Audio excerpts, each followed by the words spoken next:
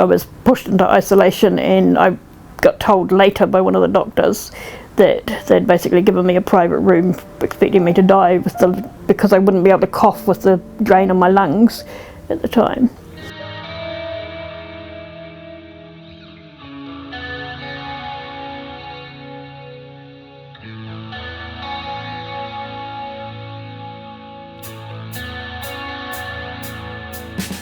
Football for me is, I've just grown up loving the game. I could go out and break and just kick the ball around for however long, take shots at the goal, practice my skills.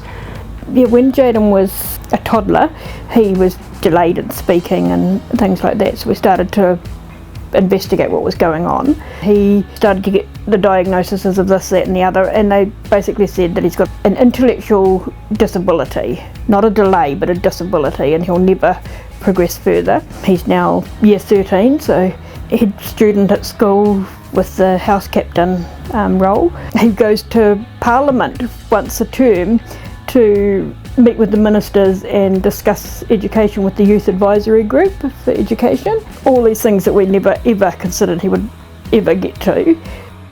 So Katie's 15-year-old girl, incredibly creative. She was diagnosed when she was 13 with POTS syndrome. She was right into a lot of sports before that, and her whole world basically came crashing down. She's come through the other side of that now. I have POTS syndrome. It's where there's a little piece in your brain that tells your heart every time you stand up to pump the blood faster around your body. My brain's fine, my heart's fine, but the connection in between is really odd. She struggled with not being able to be with her peers at school. She struggled with having to lose all the sports and everything she was into. She got to the point where she had to be under ICAMs and seek professional help because she was suicidal. And one of the things that we found is that wheelchair basketball is probably the only thing that gets her out of her room. Katie was supposed to have a wheelchair basketball tournament in Christchurch. That got cancelled at the last minute. We'd already bought tickets to go down and support her.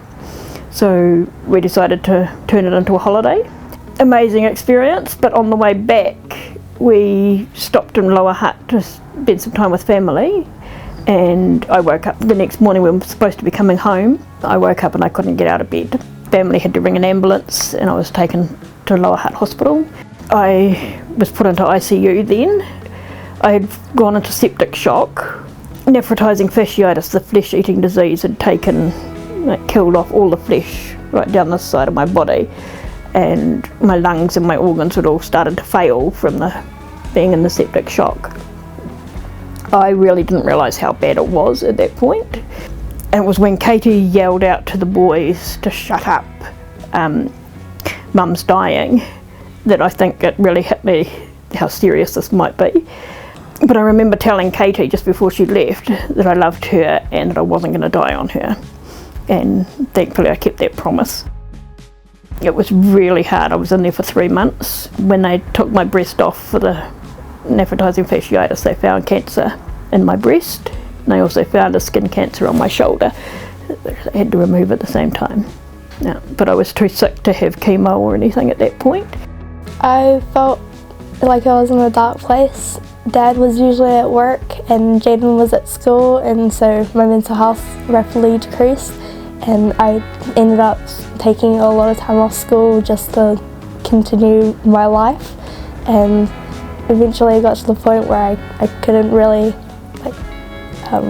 get out of bed. I couldn't take care of myself, and I ended up going to hospital because of it. My family actually came up to the car park that my room was overlooking, and they danced around in the car park outside, and I could see them. They couldn't come in with the COVID, but I saw them, and that gave me that boost of I'm going to get out there with them. So that was really my turning point, and another month later I got out. It was definitely a relief to see her out of the hospital and happy and all that. I was so relieved. I remember coming home that day, walking into my house, and I saw her in bed, and I was like, oh my gosh! Finally, a happy family again. I struggle to keep up with things still. Like, it's a year on, but I'm probably only 70 to 80% back to normal. So obviously not being 100%, I can't stand for long at a time still. I struggle to walk very far, so there's no way I can hold down a full-time job. I have gone back and done a paper run, so 1 day a week walking 6Ks, woohoo! But at one point I didn't think I'd ever be able to do that.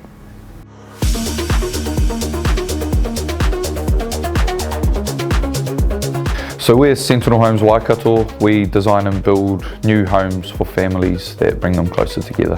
For us, personal development, growth and our people are just super important, and we know that that completely aligns with the kaupapa of the Waterboy. There's just so many benefits to sport. I think every kid should be doing it. Yeah, so we met Jayden and Katie at a cafe in town, and look, our first impression of them was just, they were just wonderful kids. Like, they were just such lovely people. Every time we've met them, they've been so friendly and bubbly, and they talk to the kids like they value the kids. They want to know how they're doing and what they've been up to. Yeah, like these guys have been through the ringer. Like not only have Jayden and Katie had to deal with KPG Syndrome and POTS syndrome, they've also had their mum had a whole heap of health issues last year, like really scary, like super scary for them. And I just think the way that they show up now, despite all of that, is pretty epic. Like they're able to, they're actually thriving, you know, because, despite everything that's gone on. So yeah, they're pretty cool. I'm just super proud of them. It's amazing to see how well they do, and they give everything a go, even if it's really hard. I hope that the confidence that he can get through achieving what he's doing in sport carries on with him later in life and he goes after something like that. I know Katie's the same. She's been through some really hard stuff, and I hope that by doing the sport and getting the support from the Waterboy, she can continue in that vein for the rest of her life. Thank you, Nate, and everyone at Sentinel for sponsoring me. Really looking forward to working with you guys. Thank you so much for Nate from Sentinel Homes for my sponsorship. To Nate and everybody else at Sentinel Homes, I would just like to say a huge thank you for your support. Without them, our kids wouldn't be able to be playing sport the way they are. And the dream of going overseas just wouldn't be a reality for Jayden. To Jayden, Katie, Tina and Scott, we just want to wish you all the best from the team at Sentinel Homes Waikato. We know that the Waterboy has your back, but we have your back as well. All the best.